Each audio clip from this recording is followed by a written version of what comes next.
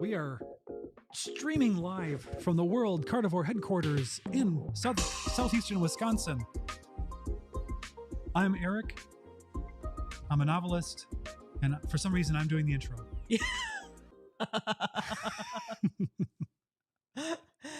Yes, well, a warm welcome to you all. We are here for Friday Carnivore Conversations Live, where we just discovered that our intro video was missing. So that's where that all came from. But no big deal. We are here. Eric kicked us off. I am JJ. I'm a life coach, and I eat mostly meat. However, Yes. I do eat mostly meat. We have just moved into this house a few weeks ago, and we're still moving things over from the other house. And what have you discovered? I've discovered that I have so many baking supplies and baking products. It is insane the amount of baking stuff that we have, and we're carnivore, or, mostly meat. So here's the thing, though. Okay. Here's the thing. So I've been gluten-free since I have to get a date. It's been 13 years about. And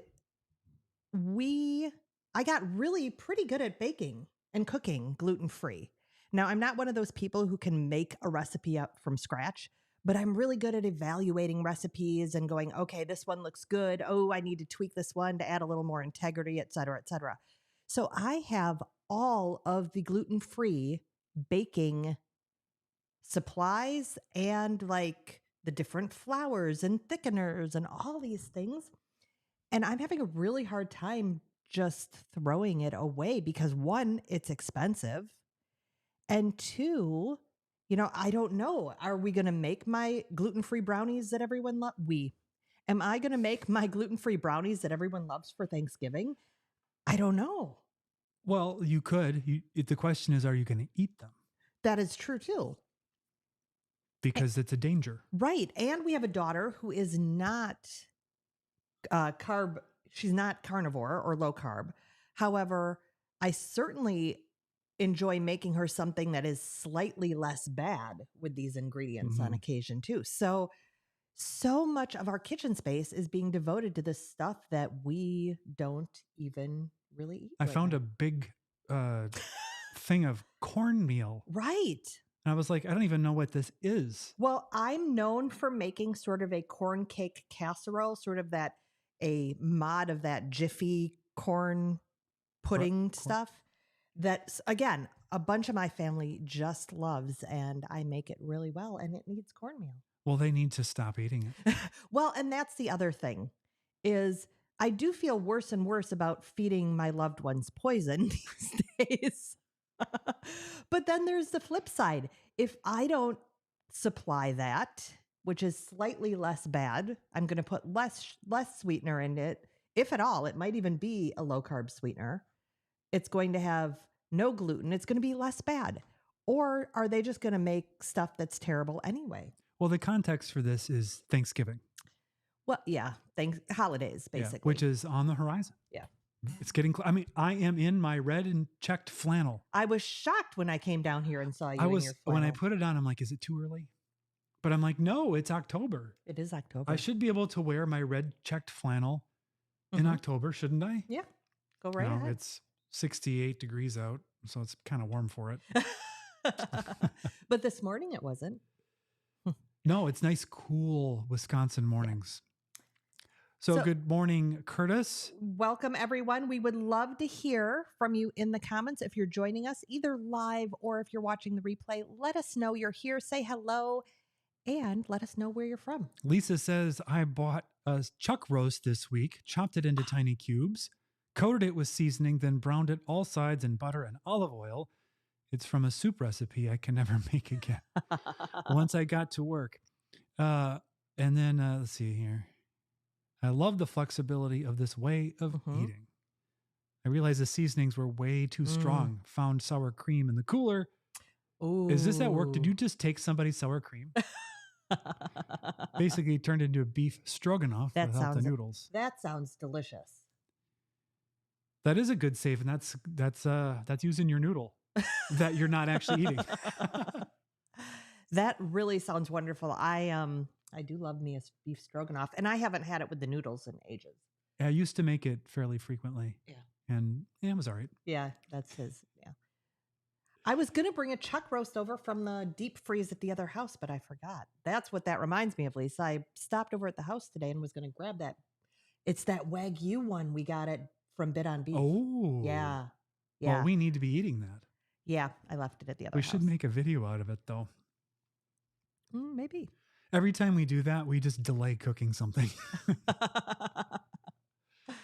So we want to start off, well, first, if you're in the hurricane-affected areas, you may not be watching this at all. We hope that you're safe. We hope that you're able to eat something. We're not too concerned about what it is. We hope you have power and clean water and a dry place. Yeah. Wild weather. I think everyone I know is safe. There were some people who were close, but I think everyone I know is safe. And then let's switch. I can't switch. Let's switch over to this. Over there. Yeah. We wanted to acknowledge Jeff DeProsperous. Carrie announced on his channel yesterday or the day before that Jeff had passed away. I had seen interviews with Jeff at a moment when I was starting to kind of waffle a little bit on carnivore, just because it was hard and restrictive, and that was a wake up. My problems were nothing, and I know that Jeff's story and his enormous positivity and energy was an absolute inspiration to so many people, and so Carrie has organized a GoFundMe along with another one of Jeff's friends. We've donated. The link is in the show notes if Jeff's story has benefited you or inspired you. I'm sure every little bit will help him and his family. And our heart goes out to his friends and his family. Yeah, that's really tough. So glad they got the time they had with him, and that still doesn't make it easy. No. That's for sure. No, so we don't want to stay too somber in our show, because that's not what most of you are here for. But we thought that was really important because he was a important figure in the community, and I think it sounds like he's gonna figure very greatly in Carrie's documentary, Healing Humanity. So I'm looking forward to seeing that. Yeah, which Carrie said it's looking like release mid 2025. That's the date right now. And I couldn't believe it. Jeff was given his diagnosis and given a couple of months to live. And through, presumably the various things he did, he was able to get 30 months. And that's not nothing, especially when you consider the extra time he had with his family. 30 months that he was full of life. Yeah. And not knocking on death's door. Just amazing. It's amazing. Yeah. Let's see here. We have a comment on Jeff, I think. Yeah. I got too many windows up. There are a lot of windows back here. Curtis says, I'm so glad he was able to live life to the fullest after switching to the way of eating. Yeah. Totally agree. Marla says, hello from Kansas. Hello, Kansas. You like that band. Kansas was one of my all-time favorite bands, yeah. And not just because of Dust on the Wind and Carry On Wayward Son. I like the deep cuts. I work in a restaurant, so yeah, I do remember that. So was the sour cream the restaurant's sour cream?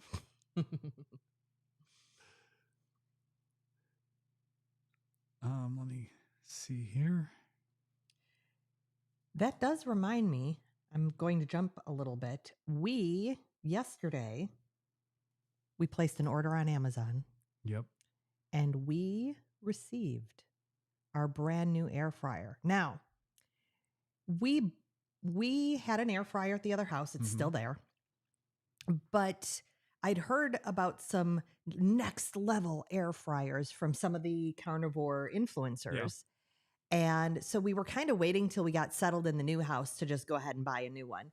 And we did. We bought this Typher Dome. Yeah, that's what it's called. Typher Dome.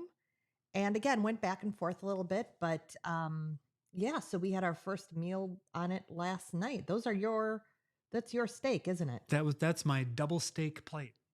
Yes. Those are 2 New York strips with a little bit of whatever that seasoning is that you put on there that I like. It's the Hughes. I can't remember his first name or initials, but that Hughes. Hughley steak and burger and steak seasoning. I really like it. Yeah. But those steaks turned out great. I ate both of them. And again, if you've been following the channel, you know what a miracle that is. And I loved them. Mm-hmm. And I was starving and I devoured them. And I probably could have kept eating into a third one. I don't know how much of that I would have gotten down, but yeah. Well, guess what's on the menu for today when we're done here? Our dunch, our dinner lunch combo. Steak? Yeah. Well, good, because I'm getting hungry. It's 1:11. I'm starting to get a little hungry. So yeah, some steak's going to be good. Let's see. Lisa says yes. Mm-hmm. It was the restaurants. Well, that they owed you that. Hello from Texas. Hello, Debbie. And Remington Steal My Heart. Who's says, related to? Do you remember? Nicole. That sounds right.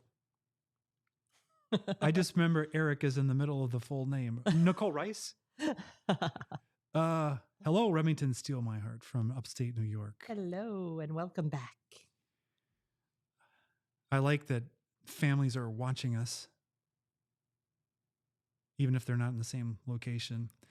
So let's switch back to this. I need to be able to see what slides we're on. Eric made slides for us today so that we could sort of keep our train of thought going. Yes. And so he's navigating those, but they're very cool. Yeah. Big news. Go to this. We have passed peak obesity. Ah. Let me turn the navigator off here. There we go. So this article came out in the Financial Times, and this chart over here shows 1980, 1990, 2000, 2010, 2020. And the data is showing that in 2020, we hit peak obesity, and we're having a little bit of a downturn from that. And they're crediting the wide use of Ozempic and Wegovy. And it says that now with mass public usage taking off, 1 in 8 U.S. adults have used the drugs, with 6% current users. The results may be showing at the population level. And what I thought was interesting is that he said the data, let's see here, uses weight and height measurements taken by medical examiners, not self-reported values. Interesting. So I guess that gives it a little more credibility. It does, yes.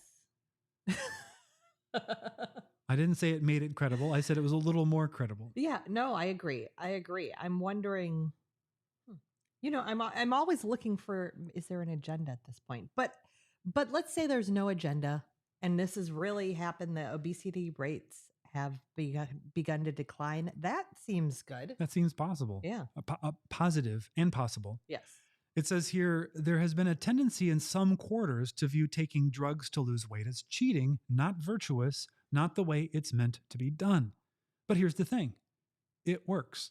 And I suspect that when we look back at charts of obesity rates in generations to come, there will be inflection points in the 2020s to prove it. And I honestly have no quibble with that, although I would say that those of us who have done carnivore successfully think that there's much less likely side effects by doing it through the proper human diet. I'm wondering, though, I've just thought of this. I don't think I've heard other people talk about it. Is there a healthy, both mentally healthy and physically healthy way to maybe start with the weight loss drug to help you transition to more of a meat-based diet so that you're eating less when you're taking the drug. You're not as hungry, you're eating less, but you really start eating those nutrient-dense meats. And with the idea that maybe you will come off the drug and be low carb beyond that. I don't know. It's an interesting idea. I doubt most doctors would Well, facilitate no. that. But I see a big problem with that also. What? That means stopping taking the drug. Well, yeah. Which nobody at the Financial Times wants. Well, and that's why I wonder about agendas sometimes. But yes. Well, you don't think the Financial Times gets any pharmaceutical advertising or anything, No, do you? I'm sure I can't imagine that would be the case. No. That would be anti-science to even suggest that. Oh. Let me back out of this and switch over to this. I just threw my electrolyte all over myself.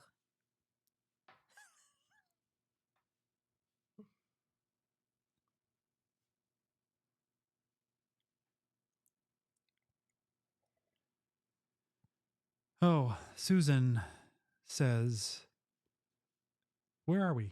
Where's our faces? Our faces we are still here. Don't worry. We're still here. I'm going to have to switch to this. And we haven't disappeared. We aren't the invisible we have to man. switch to this camera briefly because we're having issues with that camera. It was flaky before we started. So now this is the view you get. And let's see, can I bring this up here? Yeah. Look at that. Anxious to hear how you like your air fryer, because that is the one that I am thinking about for an upgrade on the one I now have, which is a Z Star. I don't know the Z Star brand or model. We can report back. Yeah, we had did we start with a Ninja? Yes. And then we went to Cuisinart. That was a toaster oven type. Yeah. And they were both good, although the Ninja one, the little pan, the little tray in the basket, kept losing its anti-stick toxic stuff in flakes that we ingested. So that's probably not the best. I think most of them have that sort of anti-stick. They have to type of thing. Let's rearrange so that you get into this and we don't have to angle it so weirdly. There we go. I can get closer to you. Yeah, that's good. I like that. Okay. My mic is far though, because it doesn't stretch this far. All right.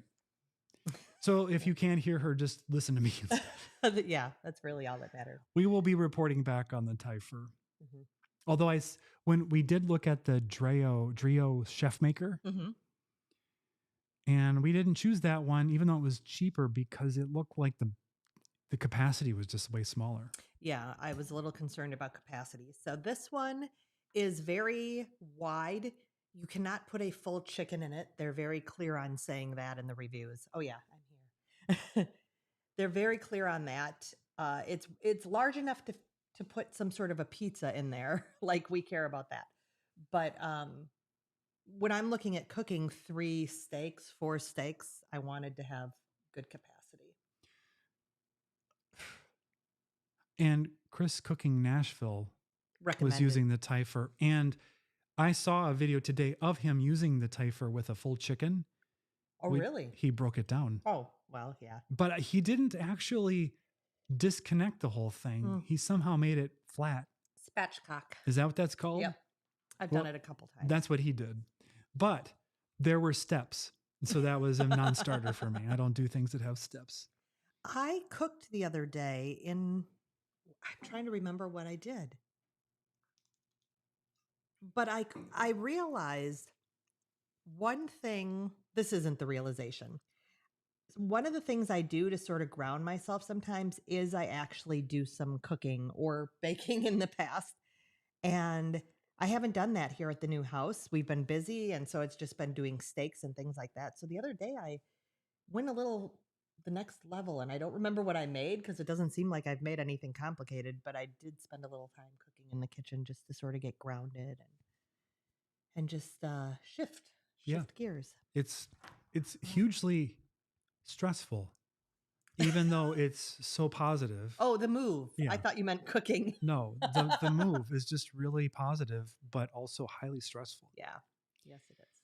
Curtis says fewer side effects and much lower cost Totally. to eat carnivore. That's for sure. And not enjoying steak daily. Double steak for Eric. Yep, that's right. Remington, trying to watch while I'm on a work Zoom call. Well, it's good that you're using the name Remington Steal My Heart rather than whatever your name is. I'm torn watching you. Work is getting in the way of my pleasure. Well, here's the thing. We're doing work right now and it's pleasurable. So I guess we have the best of both worlds. Yeah. Kind of like Miley Cyrus. That's right. In Hannah Montana. Our daughter was a Hannah Montana fan. So let's go on to the next story, if I can navigate it. Let's do this one here. Oh, yes. This won't take very long. So now I got to switch here and then do this and then do that. Okay. So Dave Feldman, who you are probably familiar with, who is an advocate for this lipid energy model, is doing a new self experiment. And this time he's not predictably lowering his LDL by eating, cheese sandwiches or peanut butter sandwiches or just white bread. He's eating the SAD diet. Cheeseburgers, pizzas, hot dogs, egg McMuffins. And he did this poll on X saying, which direction is my LDL cholesterol going? And 55.6% of his followers said, your LDL is going down. The lipid energy model predicts lowered LDL. And some said up, the SAD diet will have higher LDL. 6% said about the same, and 15% said no opinion. Let's see the results. Now, he hasn't said exactly why he's doing this experiment, but no doubt there will be a video and there will be data, there will be graphs, and it will be very fun to see the results. I love this citizen science movement that's going on right now, especially in the carnivore, low carb, keto realm. And he and his friends, his merry band of N of ones, are doing some amazing work.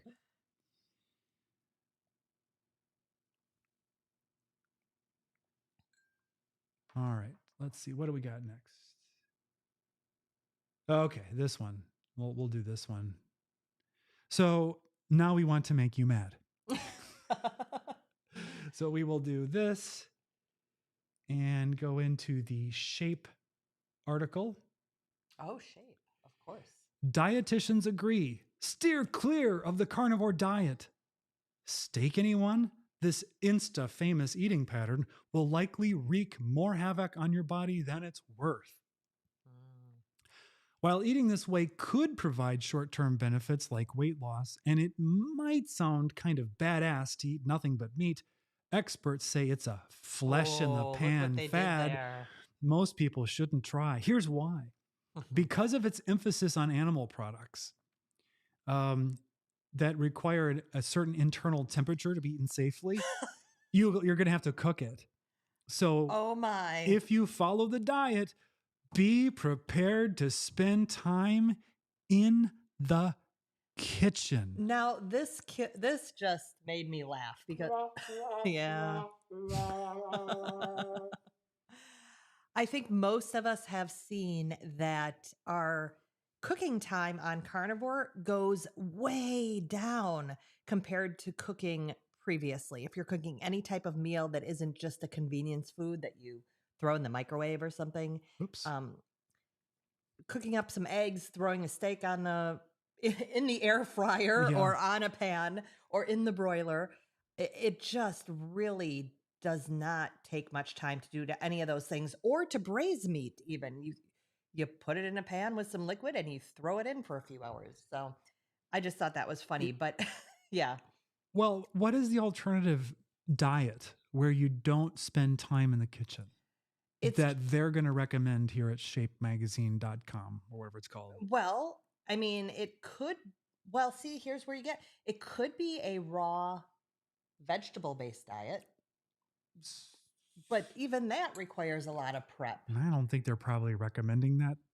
I don't know what else it would be, because anything else, I mean, if you're preparing vegetables, if you're preparing rice or quinoa A or salad takes hummus time.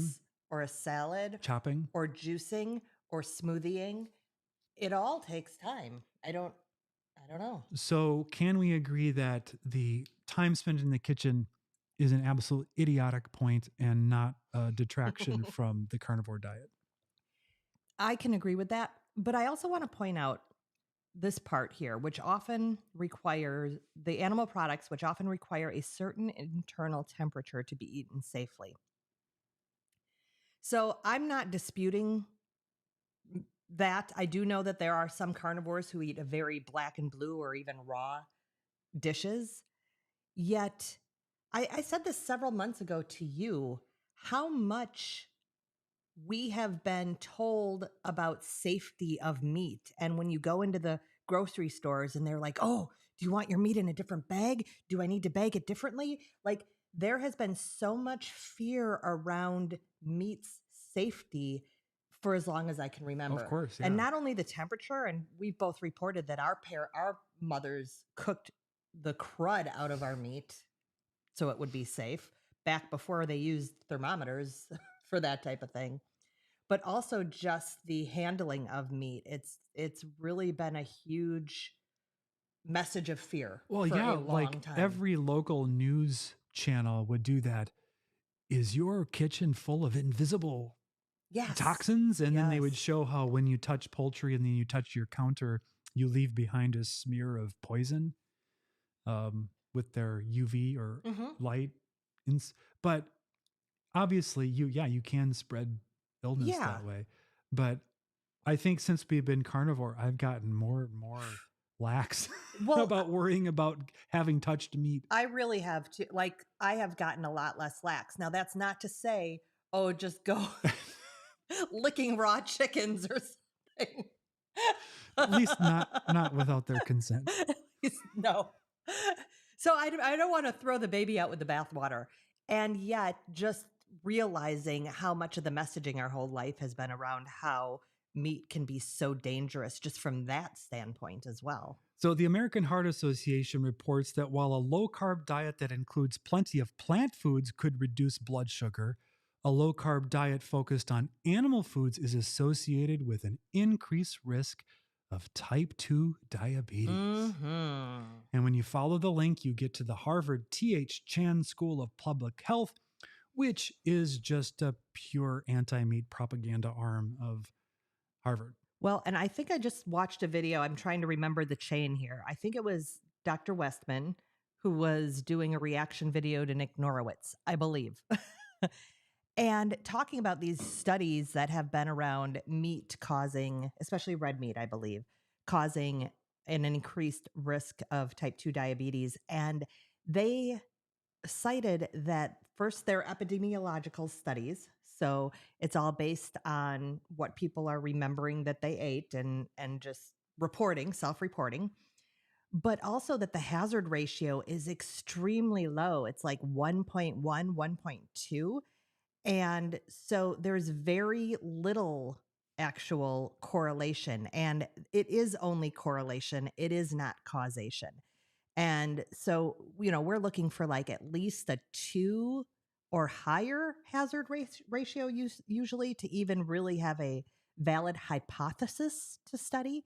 And these are, like I said, they're ranking down at 1.1, 1.2, and they're just not taking in any other lifestyle factors like smoking or eating a French fries with your beef or anything like that. So just not good studies at all. Well, on the face of it, it's stupid and moronic.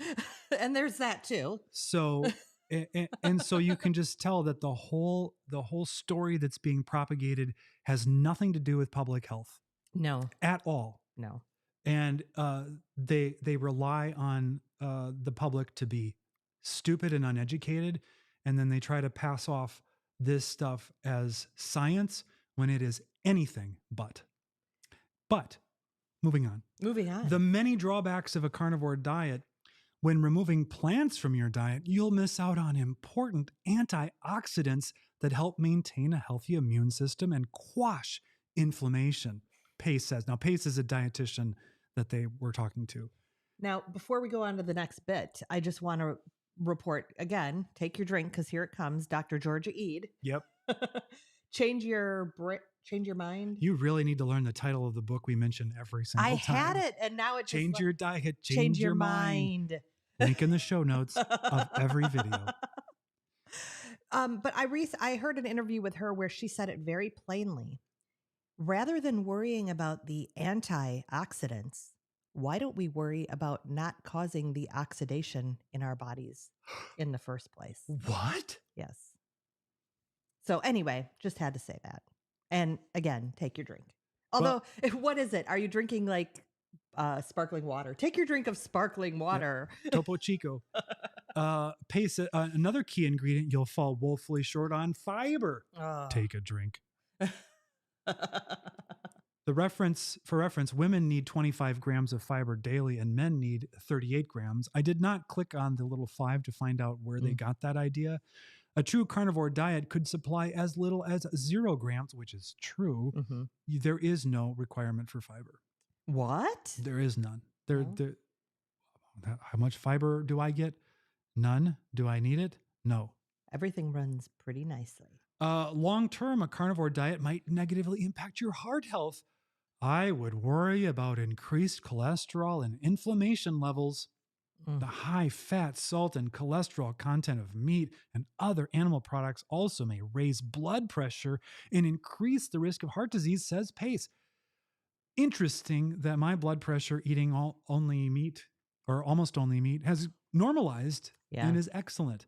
Yeah. It sounds like maybe they're lying because either, they're lying or they're completely uninformed and they shouldn't have been asked any questions about this topic. Well, the cholesterol and saturated fat issue has been debunked for a long time. How many times do we do articles like this on a live and I get incensed every time? Every time, yeah. A carnivore diet isn't one to sink your teeth into for better health. The writing's actually pretty good. This is just another ultra-restrictive fad diet, not based on scientific evidence and may be harmful in the long run. And that's the sad part that you're getting into is that it is passed off as being scientific and it is anything but. This sentence, let's look at this. Okay. Just another. All right. So that right there is a dismissive, right? It's just another, right? Ultra restrictive. So is it? I'm not finding it ultra restrictive. Because if you change your paradigm to include in your diet things that are food and exclude things that aren't food, well, then it's not ultra restrictive to not eat all of the things that are not food that we typically consume. Fad diet. Well, that right there has pretty negative connotations. Right. Not based on scientific evidence. Well, I beg to differ because, and I'm not talking even about randomized controlled trials or any of the epidemiology, or certainly not any of the Mendelian randomization around nutrition science. There's actually a hard science that does show that this is the proper human diet. And that is, there's some anthropology where they actually look at these stable isotopes of what our ancestors ate who were very carnivorous and kept their teeth and didn't have heart disease and didn't have diabetes. And so there's an actual science that you could look at, but you're not going to find it at the T.H. Chan School of quote unquote public health. So I'm incensed, but I enjoy it kind of because I'm of the internet generation and we like being mad. All right, let's come back to our face for a moment here if we can. We're still here. We got to see if our audience is still here. Yeah, right. Did we lose you all? Because we cannot see the chat while we're in that mode. Let's see here. Shape also forgot that cows are evil and destroying the planet. I do think that somewhere in the article they did mention climate, Of course. but I no longer include. Whoops, I no longer include that. Cows are evil. I like that, though. That's funny. Cows are evil. I mean, look at he's got horns. That's true. What could be more demonic than that cow behind us? Look at it. Look at its evil eyes. You just know that it wants to give us all high cholesterol. We can hear some evil cows in this new neighborhood. Yeah. Yeah. Have you tried making a meat pizza? I have not. Eric is not. Now, I think there are different ways of making it. I'm thinking of the Italian sausage crust, basically, the sausage crust. Eric is not a big sausage person, so I have ruled that out. But there might be a chicken. Is there like a chicken meat, ground chicken crust too? I don't know, but we do have a place around here that also serves pizzas that Dale, well, now I said his name, told us about once. Oh, you didn't dox him because that's his secret identity. That is true.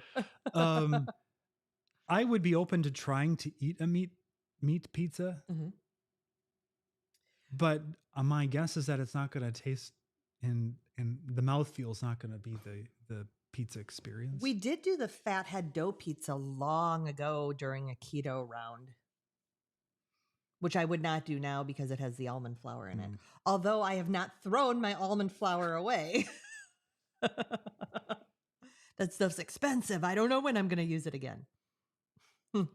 Hi all, hope you're having a great day. Well, on behalf of all, I say we are having an amazing day. I would say so. This week I feel like I'm finally getting my footing and doing well.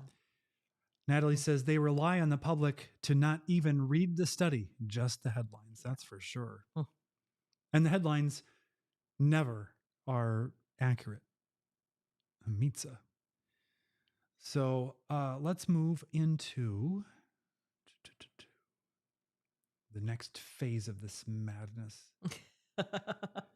This madness that is our Friday Carnivore Conversation. Our Friday Carnivore Conversation is, let me just see here if I can add our face. I was just going to say I should be talking while he does this, but I'm drinking. All right. So this was on one of our older videos, our interview with Amanda Radke, which if you haven't seen, you should go watch 5 times. I had adrenal fatigue, anemia, anxiety attacks, and IBS, and carnivore sorted it out in a few weeks. Yeah. That's incredible. Nico. Excellent. This one was on our video about which is worse, carbs or the seed oils. I was vegan for 8 years, didn't eat processed foods and vegetable oils, and my arthritis and gut issues were really bad. Carnivore since October 2022, like you, feeling great, no more pain. That is obviously this is anecdotal, and that is fascinating that she was vegan and did not eat the oils. Yeah. So, and still had issues. Now, again, she's an N of 1 herself, but that is fascinating. Hey, and that reminds me though, this is our carniversary month. It is October. Mind officially blown. This video is so underrated. I'm not failing carnivore. I'm just training in my new skill. And this was on one of our older videos about our mind blown. Carnivore is a skill. And if you have not watched this, you should go watch it. And our faces are over top of the extremely impossible to see link. Let me move our faces. Let me move this back up. So yeah, just type that in. Just that. But the easier thing to do is just go find our channel and search for Carnivore is a skill, and that will come up, and watch it. It's great. And we were so new. I was going to say we were so young. It's been months since we did that video. We were so new at it, but it's pretty good. Well, and I've actually used that idea as we've moved, and I've said that my diet has not been as tight as it normally is in this whole moving process, Mm-hmm. mostly because I've been eating out. So there's been more seed oils, more salads, more things like that, period, more vegetables. And I just keep reminding myself, what's that? What's that You're deep going to breath? make me do it. What? Hold on. Hold on. I don't know what's happening. You just said more salads. Oh, You just said more salads. So everybody get ready for...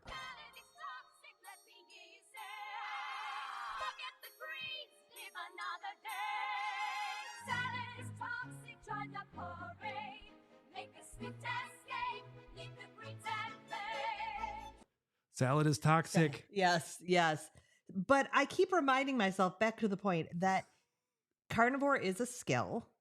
And my skill on moving and eating carnivore, even though I've been eating carnivore for nearly 2 years, when it comes to adding those two things together, my skill level isn't as high. Yeah. Let's get back to this. When I'm in familiar territory, skill level's pretty good. 8 weeks ago, I had to be wheeled into urgent care, diagnosed with polyarthralgia, pain in multiple joints. My doctor wanted me to do a $1,000 blood panel. I said, screw it. It's what I'm eating.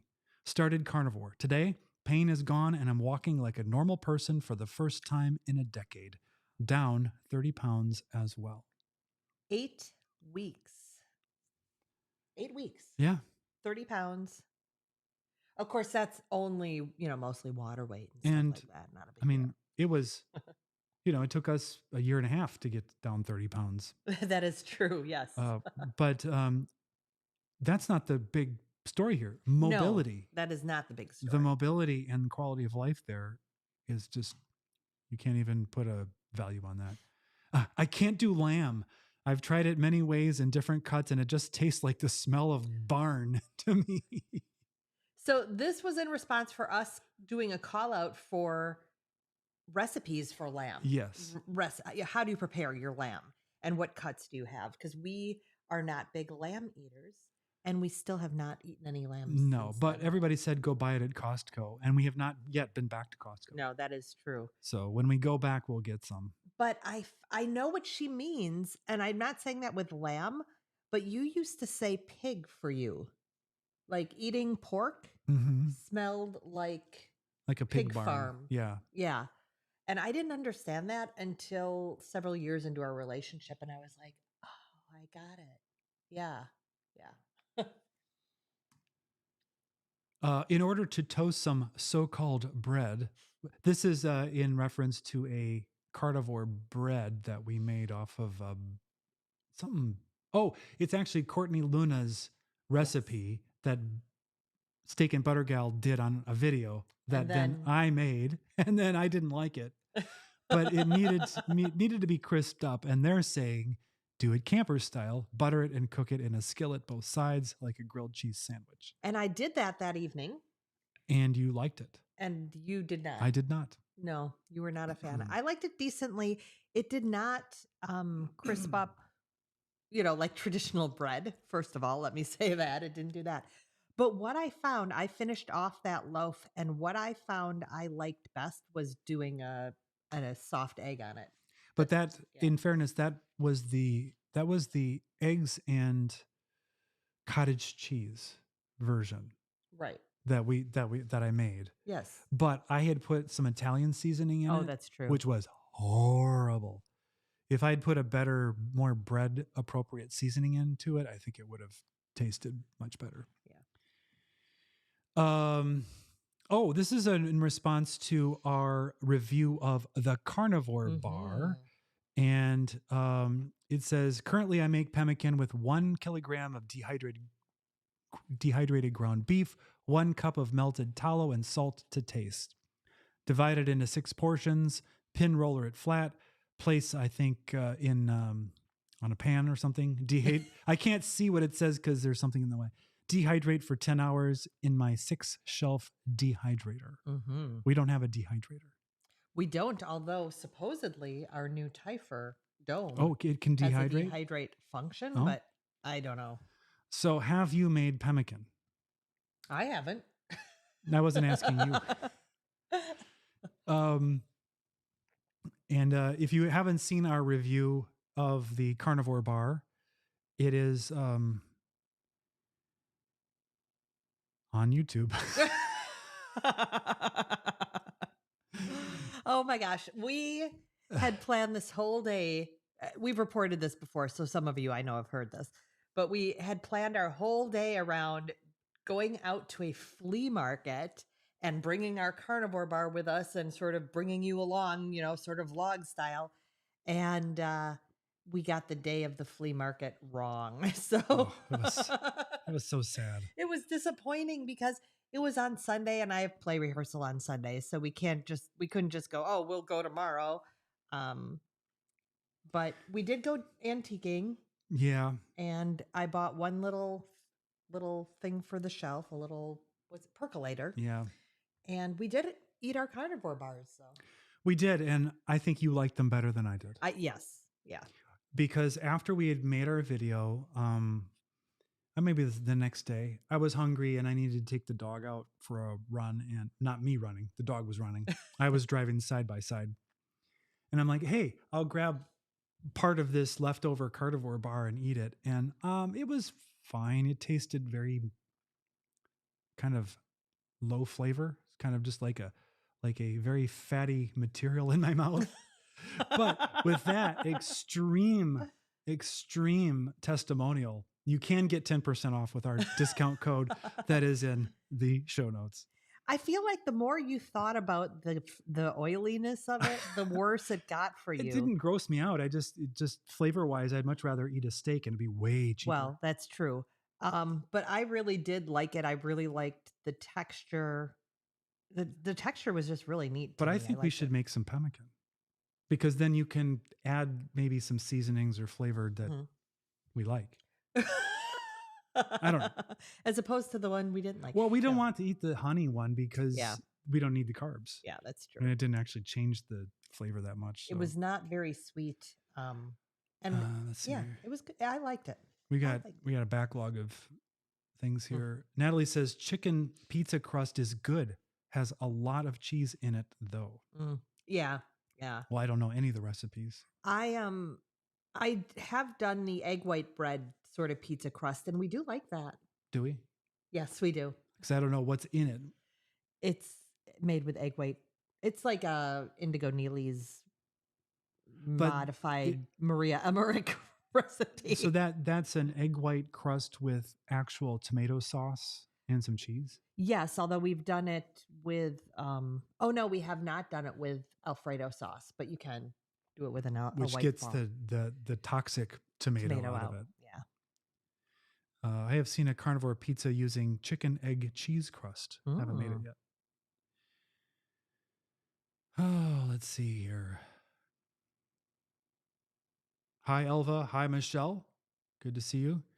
Curtis Struthers says, you need to map a key to the Salad Toxic song. I love JJ's little dance. Oh, there's a key.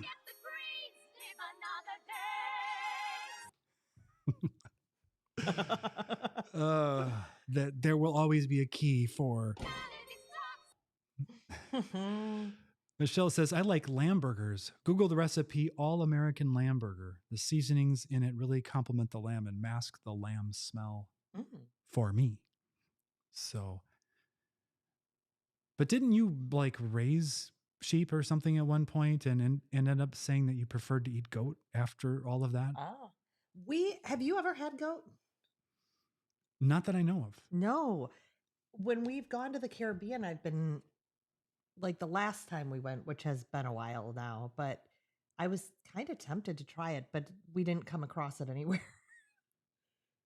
But that's usually where I see it. We see goats there. Well, we do see goats, but if we went back, we could just pull the car over and just kind of lure a goat into the pack. I don't think they'd be happy with us. We'd be a goat rustler then. Don't overcook lamb. Try rack first. Expensive, but the best. Then try lamb chops, and the Costco also sells a boneless lamb roast that you can slice and cook in the air fryer. The only lamb I've seen at Costco was an entire lamb, That is true. like a mummified frozen lamb. Yeah. And I don't know who buys it or what they do with it, but that's too much for us. Yeah, we're not going to do that. So, okay. I make pemmican in my ancient Ronco dehydrator. Isn't Ronco a rotisserie? I think The so. chicken rotisserie Yeah. guy? Remington, I've made it, pemmican, eat it regularly. Still trying to get the beef to tallow proportions correct for me. Michelle says, I made Courtney's bread non-dairy style. Mm. You used a mix of tallow and butter and topped with everything but the bagel seasoning. Yep. I toasted an air fryer. I was thinking that everything bagel was the way to go. We did not have it here. It was at the other house. Yep. And we didn't have an air fryer at that point either. So. Curtis says, hold on. JJ likes something more than JJ? That doesn't sound right. Well, there we go. I missed. Oh, yeah. The second JJ should be here. Yeah. JJ has a much more open, diverse palate than Eric does. Except when it comes to sushi. Which I am as a kid, I was the pickiest eater until my daughter was a kid, and then she became the pickiest eater. But I was so afraid of certain flavors and textures that they would make me, there was nothing you could do to compel me to eat something. I would go hungry, and I did. And frequently. Yes, because that's the thing with our daughter is people would say, oh, she'll get hungry enough. And I'm like, oh no, she won't. She will starve. Yeah, she'll starve. When I was a kid, maybe I can't remember what grade I was in, but maybe like 6th or 7th grade. My parents had a business trip to England and they took me with, and I ate almost nothing until we found a McDonald's. And we actually ended up, we did a short jaunt to Sweden, and we ate at this restaurant where they ordered something that was supposedly hamburger meat because they thought, oh, that's something Eric could eat with ketchup. And it came out and it was red. And I was like, I don't know what this is. And it tasted weird. And they sent it back to cook it some more. And it came back and it was still red and like very liquidy red. And eventually there was some translation happened and it was all mixed with beets. It was not beef. It was beet. It was beet. Yeah. But you were known around town as a kid for your picky eating. Like before we had met, she had heard of me. I'd heard of him as a child. I'd heard of him because he was the Cheese Whiz kid. Cheese Whiz sandwich kid. Yes, it was Wonder Bread with Cheese Whiz on one side and Miracle Whip on the other, sandwiched together. And I lived on that for a decade. That and Pop-Tarts. Yep. Hope says, I made it with a few minutes left. Starting hello. at the beginning and watched at 2x speed. Greetings from British Columbia. Well, I'm glad you could understand us at 2x. Fortunately, we do frequent long pauses because our brains just work that way. Seriously, and they're good on carnivore. It's not the carnivore. It's just how they work. Have you two been able to convert any friends or family to the carnivore lifestyle? I wouldn't say convert, but I did mention it to a family member.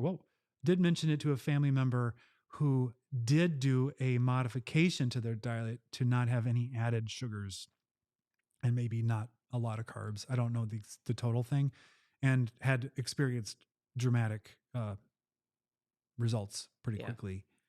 Yeah. But no, I don't think I've not converted anyone, but I do have a friend and her family who are definitely, it seems that they're eating more meat, it seems. Even, and their daughter and... that's right. That's true. Yeah, it seems like they're trying to get a little more... They're seeing it as a nutrient-dense food, I think.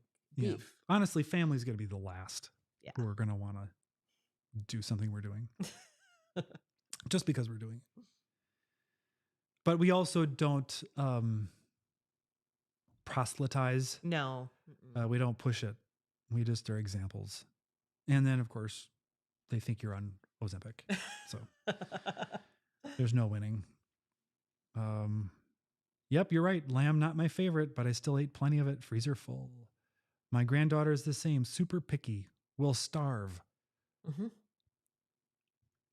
Yeah. Surveys, I think you mean suffers from hypoglycemia. So we got to feed her what she'll eat. And that is... Now, if I reality. could turn back time, this daughter of if mine... I could find a way. Yeah, if I could find a way. This daughter of mine, I nursed her. I made her baby food. Like, she didn't do jarred baby food. I made her baby food and all this stuff, trying to do things right. And at this point, if I could turn back time, it would have been more the, here, chew on this chicken bone type of thing. And then maybe she wouldn't have been as picky. There's no telling how the standard American diet has affected her in her development.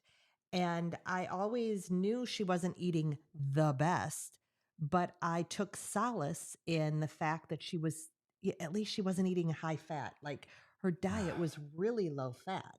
So even though it was processed, it wasn't that bad in my eyes. So if you could go back and hit yourself upside the head, I know. You would. I told you, I walked around for like a week earlier this year going, I broke the baby. And not, I'm a life coach. I know not to sit there and beat myself up over it, and you can't go back and all this stuff. And, but that is the phrase that was resounding in my head was, I broke the baby. Yeah. I broke the baby. Should we break into the killers? I like how you say we. Annette's not here, but in our last live, she mentioned that she kept some of these wild caught killers for sort of like starvation mode. Hadn't broken into them yet. This was kind of incredible, though. We went to our local Pick and Save, which is a Kroger's market, and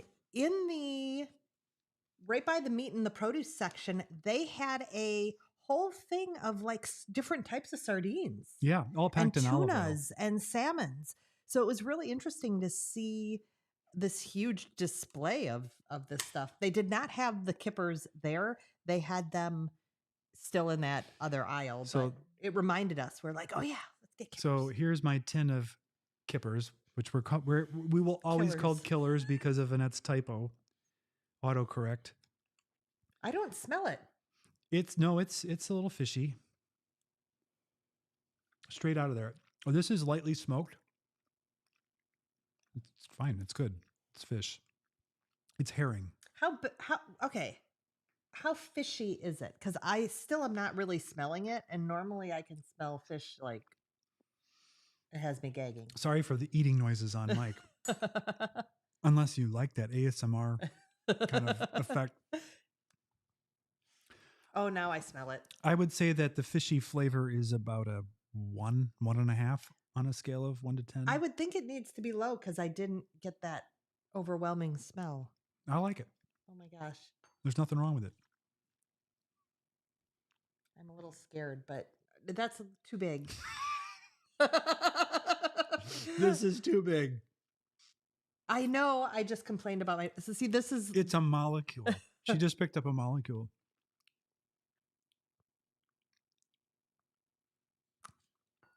It was a molecule. It wasn't that. Oh, see, now it's got me. Oh my God. She doesn't like fish. What she has just done for you is a huge sacrifice. So it went down not too bad. Like, it wasn't that little molecule. That little molecule, like I tasted more smoke than fish at first. So that wasn't bad, but then it got me in the back of the throat. I don't know why it made me gag in the back of my throat because I thought it was down. I was like, all right, I'm not grabbing a forkful, but that wasn't bad. And now it caught me on the way down. Those are good. I don't know. I might try another molecule at some point, but not here and now. Because it really wasn't horrible, but it didn't nearly get me. All right, let's we'll give you a break. We'll go to this view again. Let's see here. I want to like fish. I have tried so many times to eat fish. I really would like to like it, and I have a hard time with it. I will have no problem finishing that. I don't even need to add salt to it. I'd eat it right out of the tin, and it was great. We already saw that one. So JJ, what are your macros? What fats have you added to your meals? Now, in one of our last videos, I talked about when we were on keto and how I had a hard time cooking for keto because the only way I knew how to add fat was by adding dairy. So we were eating just so much cheese. Now, I don't have an issue with cheese, but I don't think anyone needs to be eating that much cheese, even though I'm a Wisconsin cheesehead. So right now, my macros are currently, they range between 60 to 70%. I'm not tracking them closely right now, but when I do track, that's where they hit. And I add butter to things. So if I have a steak, I'm always having butter on top of my steak and having the butter juice that's left on the plate. I'm eating cheese with butter on it, a little bit of cheese, and I eat it like the cheese is like the cracker and the butter is like the cheese on top that I spread. So I do eat butter, but I don't tend to just chomp down butter like Bella. I wish I could, but it's just not that delicious to me. And then the big thing I eat is beef fat trimmings. So I go to the butcher and I get beef fat trimmings, or one of the stores around here regularly carries them. And I'll pick up some from the meat section and have those. And I cooked some of those trimmings in the new air fryer last night and they came out beautifully because there's this I like them a little crisped on the outside, but you don't want to cook them to death because they just dissolve into oil. So you want to have some fat there. And the new air fryer did a beautiful job. So that's where most of my fat is coming from. And again, like I said, it's between 60 and 70%. If I don't add fat, it's around 60. And when I do add the fat, it gets up near the 70%. I've been making an effort to get more fat with my meals because we both suspected I wasn't getting enough because you just eat 2 steaks and maybe this proportion's not quite right. But when you're talking about percentages, is it percentage of mass or percentage of calories or? I think it's it is calories. I had to think about it.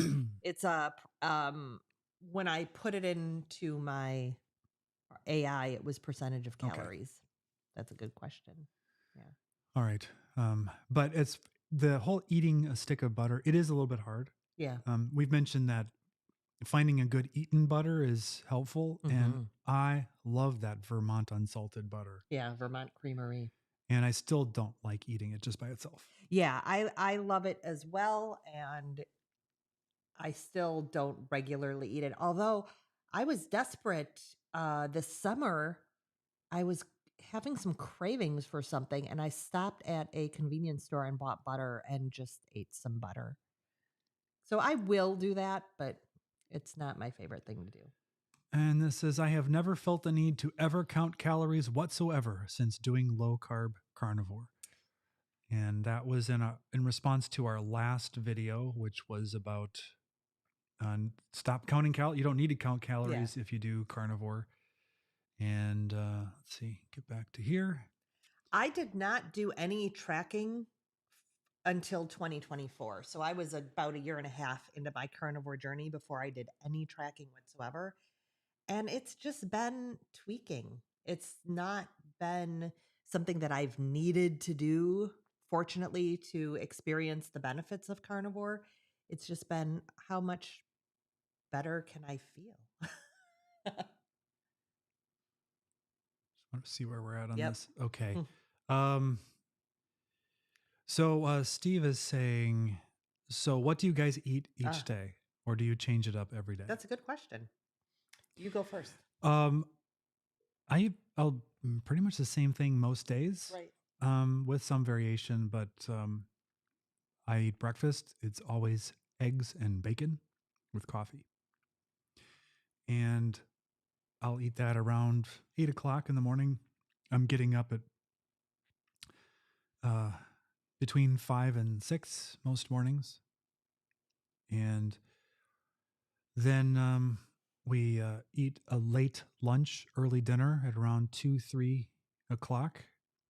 And that will usually be steak. Mm-hmm. And that for me These days, would yeah. be a couple of New York strips that are maybe 10 ounces each.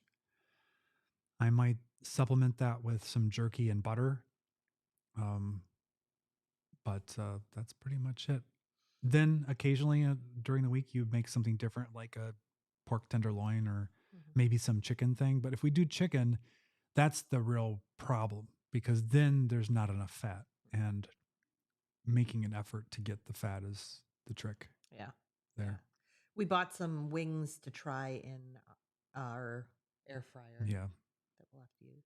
But most days I eat a steak almost every day as my sort of main meal. And beyond that, um, I'll eat usually 2 meals a day. Lately, I've been doing 3 a little more frequently. Um, but that other meal might be a breakfast type meal with eggs. It might be today I had like one of those egg life wraps with some deli meats in it. And I supplemented with butter and cream in my electrolytes. Um, I will have sausages or hot dogs sometimes or hamburgers. So that other meal is where I get crazy. It's where I get wild. And who knows what I'm going to have. But yeah. Or very often it's also leftovers. So when we had the carnivore bread left over, I was doing it open face with some ham and egg on it. It was Yeah. good. Yeah. And you made pork ribs recently. And Yes, we still have those, so I need to get going there's a on lot of eating fat in some of those. those. Not as much as one thinks, though. It's interesting. So yeah, I did make pork ribs the other day. That was good. So that's it. There's one final slide. Oh, here's an edit. Ah, Are you worried you're not getting? No. No concern given how much I'm eating. that's actually why I did any tracking this year. Why I did it originally was just to see how much protein I was getting, and I get plenty of protein. As a matter of fact, maybe I get too much. I don't know. I always get over 100 grams of protein. It's often more around 130 to 160. I don't know if it's negatively affecting my blood sugar. That's always Oh, my question. could be a question. Yeah. Yeah, but I'm not too stressed over that. But yeah, I get a good amount. So let's go back to this. Why are so many vegan restaurants closing? Asked this article. And the answer is, whoops. The answer is, I don't know. I didn't click on it and I didn't read it because I don't care.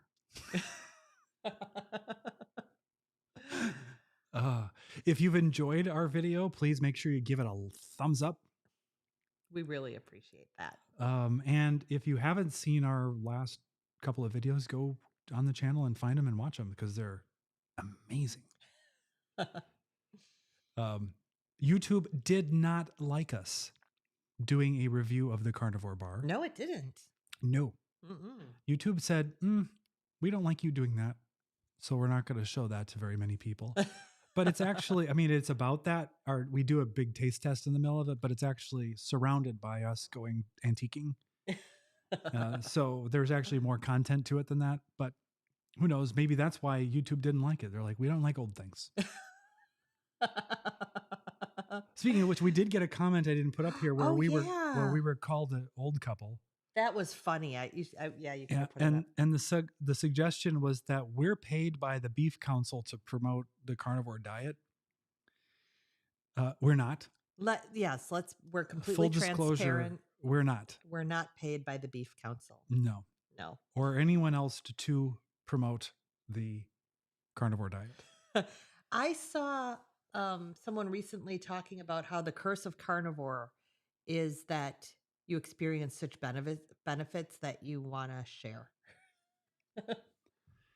Yeah. And we're not being paid to share. We've just experienced so many benefits that we want to share. So I think we're going to sign off. It's a beautiful, gorgeous day here in Wisconsin, and there's more. The dog is not happy because he has not done enough running. No. He doesn't have enough burrs in his fur. He hasn't jumped in the lake enough times. Nope. And his idea, his concept is that we moved here so that he could be doing those things at all times. At all times. So thank you all for supporting us. And again, check out Homestead Howe's video about Jeff DeProsperous. There's actually a couple of them. It's not super feel good, but he was a really important part of the community. Yeah. And we will see you again on Sunday with a premiere, pre-recorded, but one of us in the chat. Bye.